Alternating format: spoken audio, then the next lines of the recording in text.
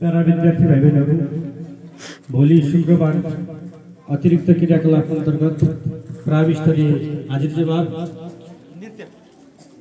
नृत्य र मावि स्तरीय सामूहिक नृत्य के भनेको छ त्यसको राम्रोसँग तयारी गर्नु होला। आज पनि मैले देखेको थिएँ सर घरमै हुनुहुन्थ्यो तर विद्यार्थीहरू 15-20 मिनट अगाडि नै यहाँ स्कुलमा आइसकेका थिए। कक्षा 10 को 9 बजे कक्षा हुन्छ भने 9 बज्न 5 मिनट भन्दा अगाडि कोही पनि विद्यार्थी यो गेट भन्दा भित्र नआओस् है। 10-15 मिनट पनि धेरै हुन्छ नि पढ्ने विद्यार्थीका लागि। आयो गफ गर्यो के गर्छ, सर छैनन् भने भित्र आएर के अर्थ हुन्छ र? बारम्बार भनिरहेको छु त्यो स्थिति नहोस्।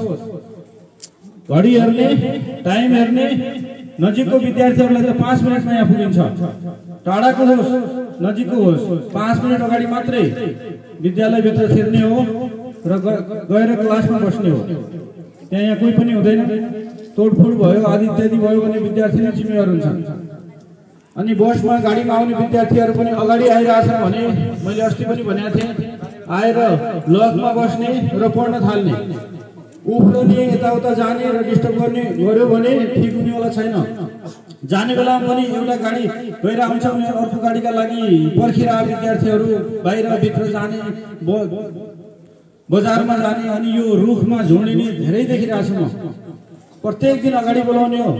अनि अबदेखि हामी यो अप्सन विद्यार्थीहरूलाई पनि प्रत्येक दिन अगाडि बोलाउनु पर्यो। होमवर्क नगर्ने र अप्सन विद्यार्थीहरूलाई त्यो जरुरी छ। थाहा पनि हुँदैन मलाई प्रत्येक क्लासहरूमा शिक्षकहरूले पनि अलिक कडा गरिदिनु होला। कोही विद्यार्थी आएन भने जानकारी त गराइदिनु होला मलाई। हिजोको भनिरहेको थिएँ गाईबाटोबाट कोही विद्यार्थी आउँछ रे अनि बाटोबाट फर्किन्छ। एक दिन आउने अर्को दिन नआउने, कति 6 क्लास हुने कति क्लासको विद्यार्थीहरू। जानकारी त हुनु पर्यो नि। यो विद्यार्थी छैन मैले प्रत्येक दिन रजिस्टर त हेर्न सक्दैन।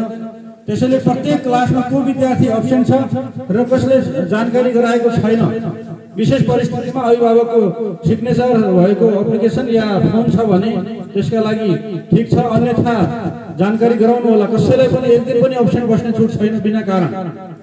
होमवर्क गरेका छैन, अन्य कुराहरू गरेर विभिन्न अब जुत्ता भएन, ड्रेस भएन, त्यो त विद्यार्थीहरूले पहिल्यै नै ध्यान राख्नु पर्यो नि। कुन दिन कुन ड्रेस हुन्छ, कुन जुत्ता हुन्छ, पूर्व तयारी हुनु पर्यो। कतिपय विद्यार्थीहरू कति अनुशासित छन्, रेगुलर आइरहेको हुन्छ, उनलाई त कुनै समस्या हुँदैन।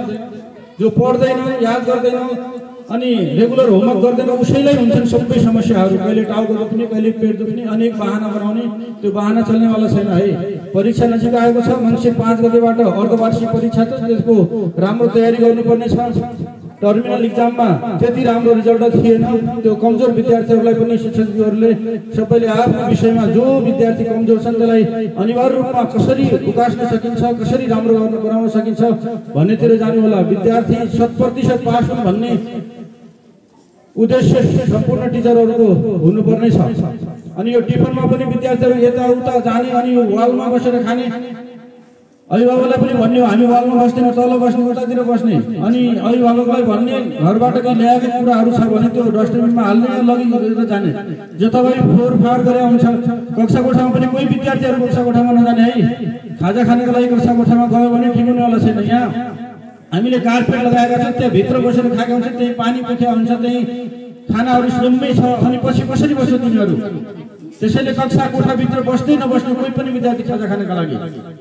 अनि हाम्रो अब पुसमा राष्ट्रपति रनिङ सेन्टर हुँदैछ अरे, त्यसको तयारीका लागि र त्यसको केही जानकारीका लागि हाम्रो नगरपालिका परशुराम नगरपालिकाका खेलकुद संयोजक रामबोहरा ज्यूलाई केही कुरा राख्नका लागि अनुरोध गर्दछु।